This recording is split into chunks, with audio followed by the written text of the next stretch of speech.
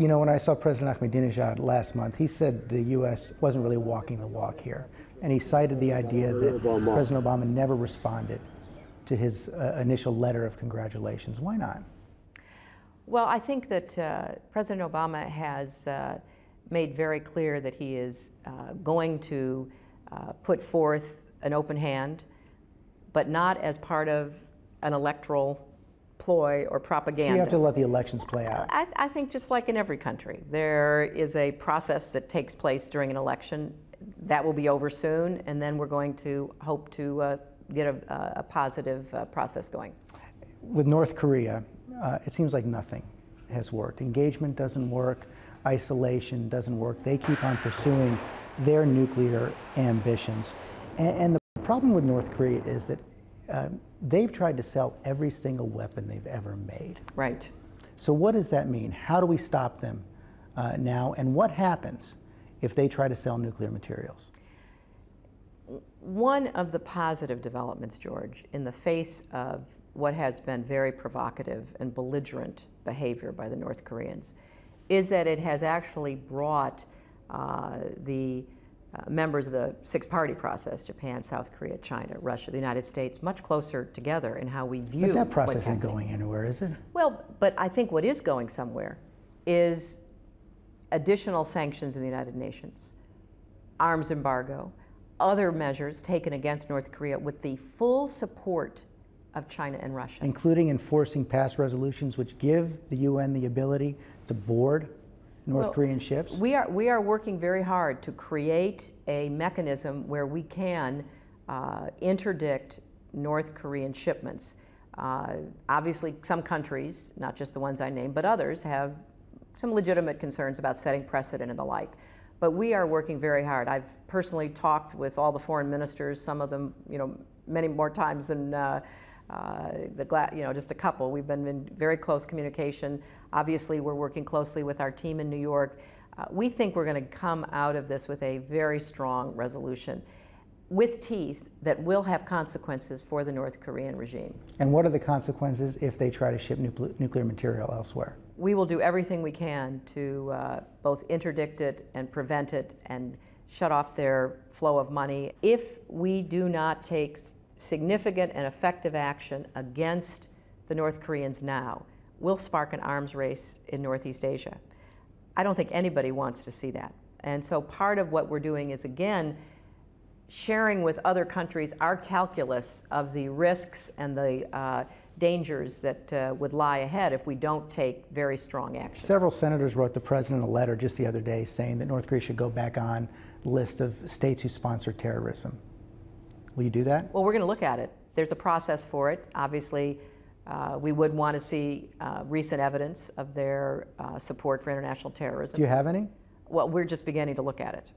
I don't have an answer for you right now. Because the senators say they never stopped with these actions. Well, we take it very seriously. I mean, obviously they were taken off of the list for a purpose, and that purpose is being thwarted by their actions. One other issue in North Korea, the trial has begun. Yes. For the American journalists, and the families of the journalists have come out very clearly and said the only way this is going to be solved is if the United States government gets involved directly. Have you been involved directly in any way?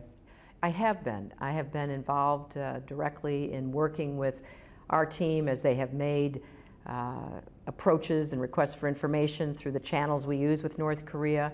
The Swedish ambassador in Pyongyang is taking care of our interests there. He has visited both young women, I think now 3 times, if I'm not mistaken. I've met with the families. We have made it clear through statements, both public and private, that we view this as a humanitarian issue. We were told that you sent a letter saying that the women didn't mean to go into North Korea and asking for their release. I have taken every action that we thought would produce the result we're looking for. We think that the charges against these young women are absolutely without merit or foundation.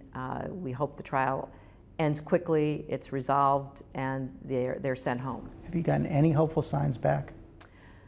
We have gotten some responses, but we're not sure exactly who's going to be making this decision and what the reasons for the eventual decision are. So we've been very careful in what we've said, because clearly we don't want this pulled into the political issues that we have with North Korea, or the concerns that are being expressed in the United Nations Security Council. This is separate. It is a humanitarian issue, and the girls should be let go. It's interesting you point out you don't know who's going to make this decision. Do you believe these reports that Kim Jong-il has tapped his youngest son as his successor? We obviously are following this very closely. We don't yet know what the outcome of that decision. What would that mean?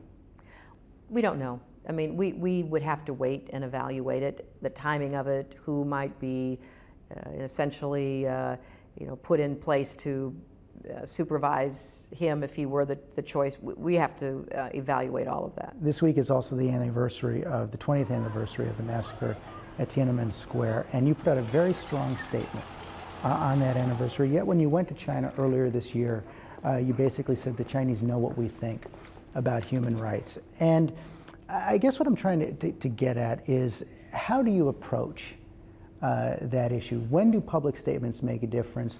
When should diplomacy be conducted privately? And who is your real audience with these statements?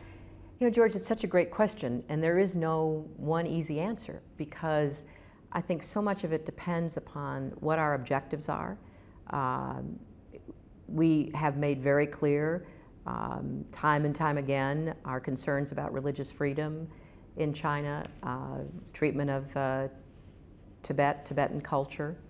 So that is, we're on the record with that. We've had these, very strong statements that we've made historically going back years. And so of course we want everyone to know that we still feel very strongly about it, but we also would like to see if there's some way we could actually chip away at Chinese resistance to providing some more, at least cultural and religious autonomy for Tibetans. So it's a constant weighing process. I think a lot of times the public statements can turn out to be counterproductive. They can harden positions, yet at the same time, the public statements can hearten those who are the dissidents. So trying to keep that in balance so that we don't ever turn our backs on those who are struggling for the very rights that we believe in so strongly and that we think are universal rights, and yet looking for ways that we can actually get results, not just score debating points or have somebody say, good for you, you made a strong statement. So what we're trying to do, and I think you hear it from what the President and I have been saying over the last 4 months, is to really focus in on where we can make progress. A year ago, you bowed out of the presidential campaign. Very graceful speech. Life is too short, time is too precious, and the stakes are too high to dwell on what might have been. We have to work together for what still can be. It was a bitter campaign. I'm just wondering, how did President Obama convince you to come on his team? Well, George, I never had any dream, let alone inkling, that I would end up in President Obama's cabinet. When I left the presidential race, after getting some sleep and taking some deep breaths, I immediately went to work for him in the general election. I traveled the country, I worked hard on my supporters, I made the case, which I believed strongly in, making sure that we elected him our president. And I was looking forward to going back to the Senate and frankly going back to my life and representing New York, which I love. And I had no idea that he had a different plan in mind. So Since the primaries. Well, but that was certainly never expected. And after the election, I started seeing little, tidbits in the press. I thought it was absurd. I thought, this is the kind of silly stuff that ends up in the press. And then when he called and asked me to come see him, and we had our first conversation, I said, I really don't think I'm the person to do this. I want to go back to my life. I really feel like I owe it to the people of New York. And I gave him a bunch of other names of people who I thought would be great secretaries of state. But he was quite persistent and very persuasive. And, ultimately it came down to my feeling that, number one, when your president asks you to do something for your country, you really need a good reason not to do it. Number two, if I had won and I had asked him to please help me serve our country, I would have hoped he would say yes. And finally, I looked around our world and I thought, you know, we are in just so many deep holes that everybody better grab a shovel and start digging out. Final question. The Economist magazine said this week that the question you raised in that famous 3 a.m. ad. It's 3 a.m. and your children are safe and asleep. Who do you want answering the phone? Is right back at the center of American politics. Has the president answered it for you? Absolutely. And, you know, the president, in his public actions and demeanor, and certainly in private with me and with the national security team, has been strong, thoughtful, decisive. I think he's doing a terrific job, and it's an honor to serve with him. Madam Secretary, thank you very much. Thanks. Good to talk to you.